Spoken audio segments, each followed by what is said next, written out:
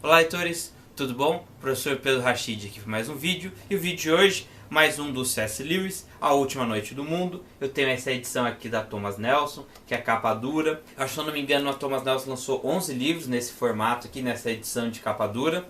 E eu pretendo adquirir todos. Eu tenho os 8 primeiros, já li, estou construindo os roteiros e vou trazendo aqui para o canal. Então, o C.S. Lewis, você já deve conhecer, ele é muito famoso, muito importante, ele tem vários livros interessantes. E principalmente, como eu comentei num outro vídeo, ou como eu estou sempre comentando aqui quando eu faço vídeo sobre esse autor, que ele faz analogias, comparações, exemplos, então são muito simples, muito concretos, então ele tem uma explicação, ele faz lá uma analogia, conta uma historinha, dá um exemplo no cotidiano, aí você lê e fica muito mais claro, você fala, nossa, realmente é exatamente essa informação que ele quer mostrar, você interioriza, você traz dentro de você, né? Traz para dentro de você muito melhor essa informação ou essa mensagem que ele está querendo passar ou que ele está discutindo. Então, o que eu fiz para esse vídeo?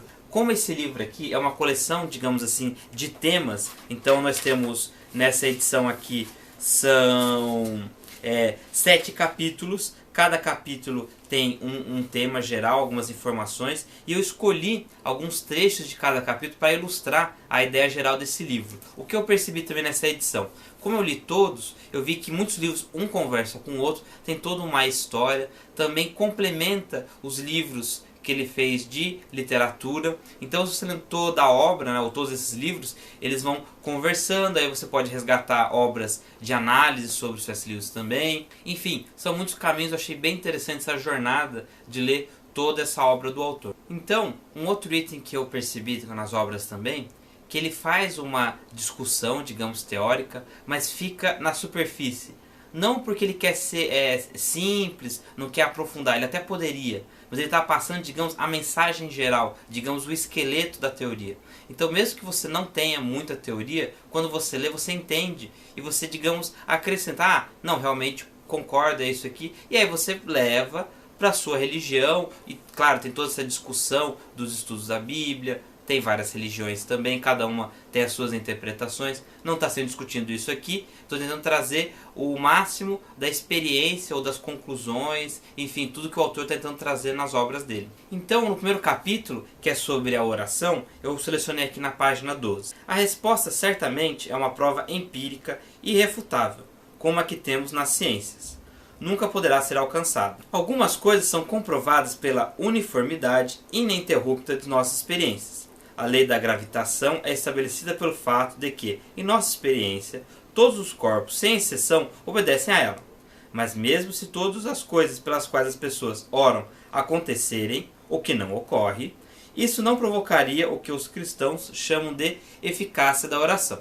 Pois a oração é um pedido. A essência do pedido, distinto da compulsão, é que ele pode ou não ser atendido. E se um ser, né, com maiúsculo, letra maiúscula, infinitamente sábio, ouve os pedidos de criaturas finitas e tolas, é claro que ele às vezes as atende e às vezes as recusa. O sucesso, entre aspas, invariável na oração não provaria em absoluto a doutrina cristã.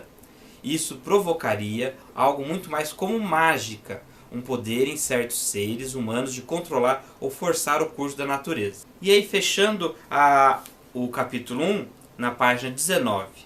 Deus então abandona quem melhor o serve? Bem, aquele que o serviu melhor disse, perto da sua torturante morte: Por que me abandonastes? Quando Deus se tornou homem, esse homem, de todos os outros, foi o menos consolado por Deus, na hora de sua maior necessidade. Há um mistério aqui que, mesmo se eu tivesse o poder, talvez não tivesse a coragem de explorar. Então agora no capítulo 2, que ele fala sobre crença e confiança, eu selecionei um número maior de citações, a primeira delas está na página 21. O cientista, quando no trabalho, isto é, quando é cientista, está trabalhando para escapar da crença e da descrença e em direção ao conhecimento. Claro que ele usa hipóteses ou suposições. Eu não acho que elas sejam crenças. Devemos olhar então para o comportamento do cientista com respeito à crença, não em sua vida científica, mas em seus momentos de lazer. Página 23. Mas então, quem quer que esteja certo, se algum deles está, enquanto retiver a prova ou a refutação, não está crendo ou descrendo, mas sim conhecendo. Estamos falando de crença e de descrença no nível mais elevado, mas não de conhecimento. A crença nesse sentido parece-me ser o assentimento a uma proposição que achamos tão esmagadoramente provável que há uma exclusão psicológica da dúvida, embora não uma exclusão lógica do debate. Então, por causa toda essa discussão da fé e da crença, ou a parte científica que ele está tratando no capítulo, eu selecionei aqui um pedaço da página 32. Estamos pedindo a eles que confiem em nós em franca oposição a seus sentidos, a sua imaginação e a sua inteligência. Pedimos a eles que creiam que o que é doloroso aliviará a sua dor, e aquilo que parece perigoso é a sua única segurança. E é justamente essa ideia de confiança, provas, que tem essa discussão do meio acadêmico, científico, enfim. Tem uma passagem aqui, complementando aí no capítulo 2, página 36, tem uma historinha que eu vou acabar de ler, mas o autor utilizou isso também numa passagens do Nárnia. Tem uma das irmãs que falou, olha, eu achei a passagem. E aí o pessoal fala, não, você está mentindo. Mas daí o avô fala, não, mas eu esqueci o nome da personagem, a mais nova. Ela mentiu? Não, ela sempre foi correta? Sempre foi correta. Então, qual é o indício que ela está mentindo agora? Não vale apenas um voto de confiança ir lá testar? Então seria nessa direção. Vamos à passagem. Apresenta uma vaga analogia. Uma coisa é perguntar em vácuo se fulano vai se juntar a nós hoje à noite. E a outra é discutir isso quando fulano deu a palavra que viria e alguma grande questão depende da sua vinda. No primeiro caso, seria apenas razoável, conforme as horas passam, esperar cada vez menos por ele. No segundo, uma expectativa contínua até tarde da noite seria devida ao caráter de nosso amigo, caso o tivéssemos considerado confiável. Qual de nós não se sentiria um pouco envergonhado se, um momento depois de termos desistido de sua visita, ele chegasse com a explicação completa para o seu atraso?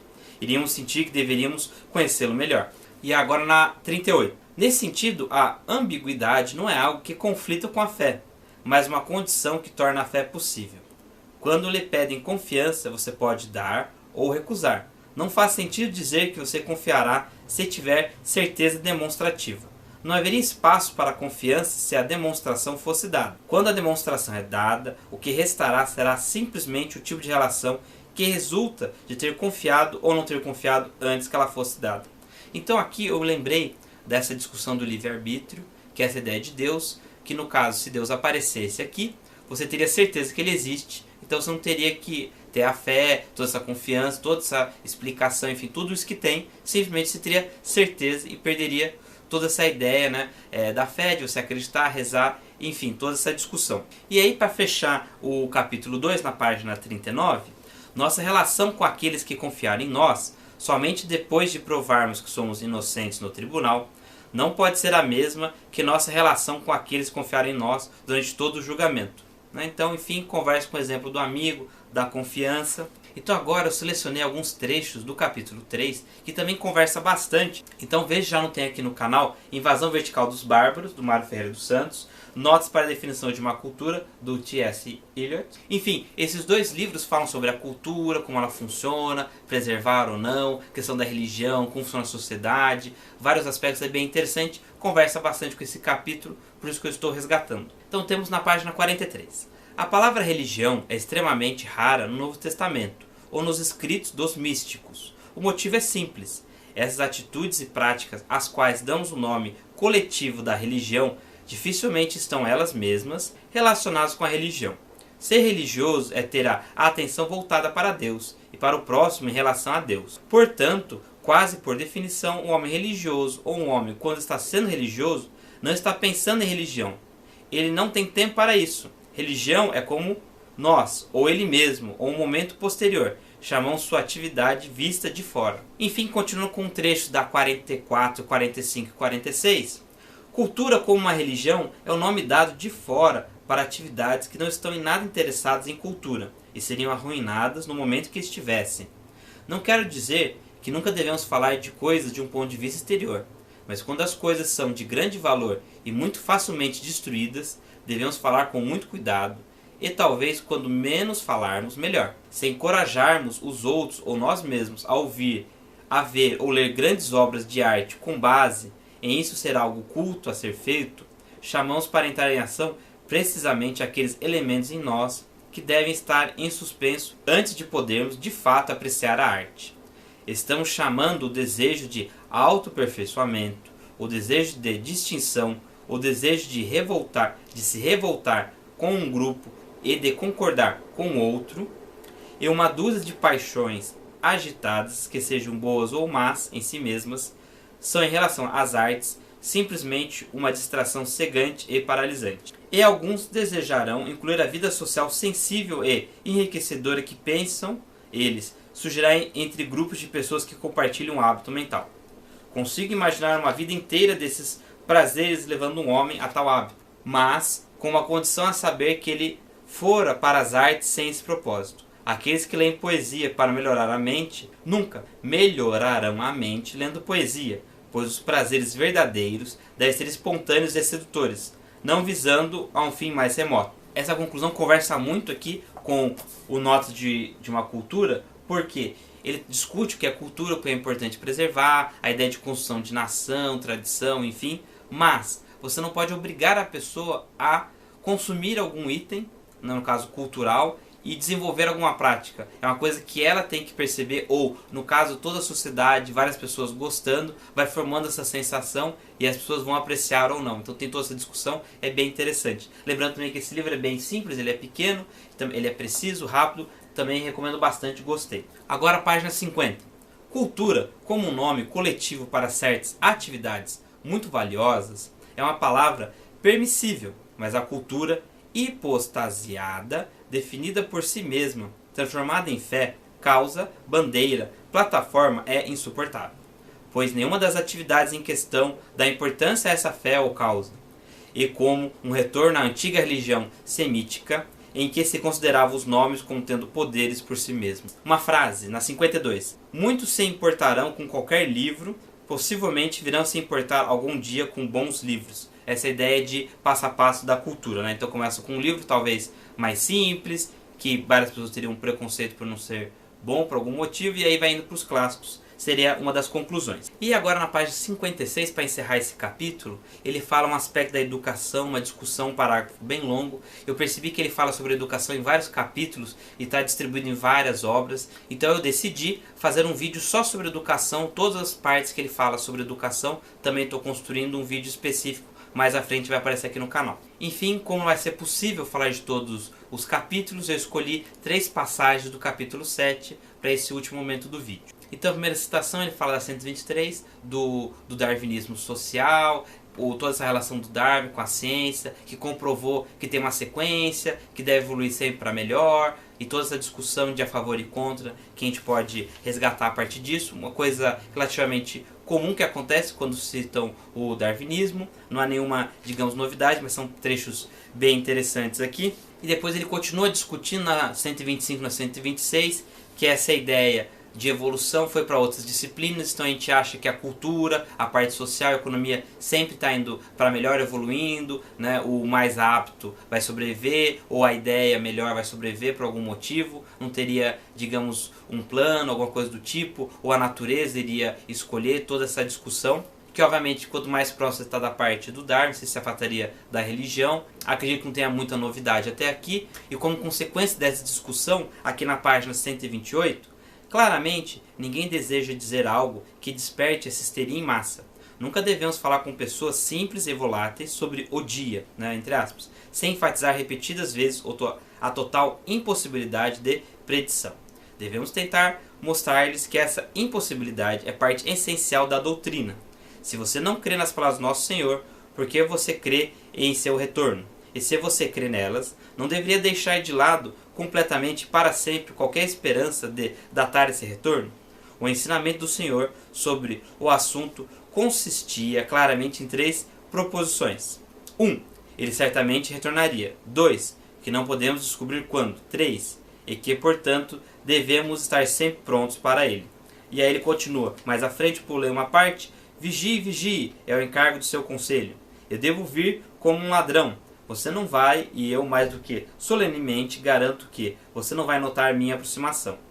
Se o dono da casa soubesse a que horas o ladrão chegaria, estaria pronto para ele. Se o serviçal soubesse quando seu empregador ausente voltaria para casa, ele não teria sido encontrado bêbado na cozinha. Mas eles não sabiam, nem você saberá, Portanto, você deve estar pronto em todos os momentos. E assim eu cheguei na última citação, na página 132. Se você chegou até aqui, muito obrigado. Tomamos por si mesmas essas considerações podem parecer um abrandamento de nosso esforço para o bem da posteridade. Porém, se nos lembrarmos de que o que pode vir sobre nós a qualquer momento não é meramente um fim, mas um julgamento, e elas não podem produzir esse resultado. Elas podem e devem corrigir a tendência de alguns modernos de falar como se deveres com a posteridade fossem os únicos deveres que tínhamos. Não posso imaginar nenhum homem que olhe com maior horror para o fim do que um revolucionário consciencioso que, sinceramente, justificou crueldades e injustiças infligidas a milhões de seus contemporâneos pelos benefícios que ele espera conferir às gerações futuras. Gerações que, como um momento terrível agora revela a ele, nunca existirão. Então ele verá os massacres, os julgamentos falsos, as deportações, todos inefavelmente reais, como uma parte essencial, sua parte no drama que acaba de terminar, enquanto a futura utopia nunca foi além do que uma fantasia.